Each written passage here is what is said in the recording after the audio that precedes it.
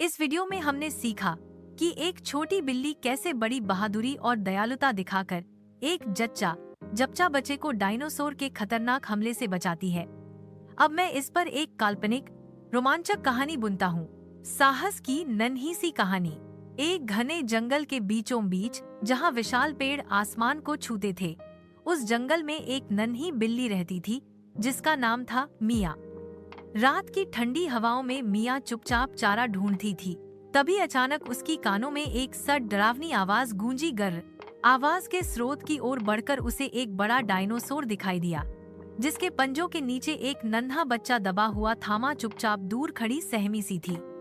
मिया समझ गई कि अगर अभी कुछ नहीं किया तो बच्चा खतरनाक दांतों के बीच फंस जाएगा।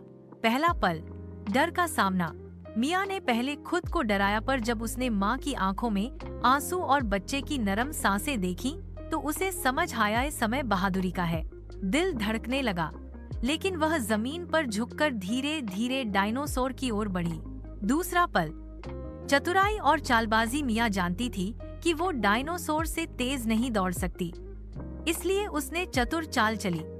उसने झाड़ियों में से रंग बिरंगी पत्थर उठाए, उन्हें दूर झाड़ी की ओर फेंका। झाड़ियों की खटखट आवाज सुनकर डायनासोर का ध्यान हट गया।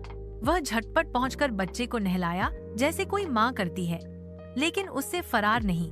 उसकी माँ की आंखों में एक उम्मीद की रोशनी थी। तीसरा पल, सफल बचाव और मिलन।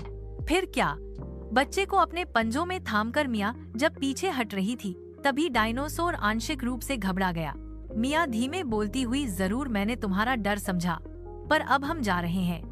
उसकी गहराई में इंसानियत की झलक थी। माँ ने बच्चे को अपनी गोद में ले लिया। दोनों ने अपनी आंखों में अश्रु और दिल में कृतज्ञता के साथ मिया को धन्यवाद कहा।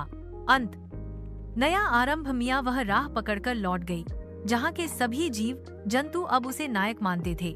जंगल की हवा में उसकी बहादुरी की गूंज गूंज रही थी, और डायनासोर भी आजाद था, इतना समझते हुए कि कभी कभी सबसे छोटा दिल सबसे बड़ा साहस रखता है। संदेश, बहादुरी सिर्फ ताकत का नाम नहीं, बल्कि दयालुता का इशारा भी होती है। संकट में चौकन्नापन और बुद्धि अक्सर बड़े से बड़े खतरों को टाल सकती है। एक छोटा सा प्राणी अगर हमारे दिल में हिम्मत और प्यार हो तो वो दुनिया बदल सकता है।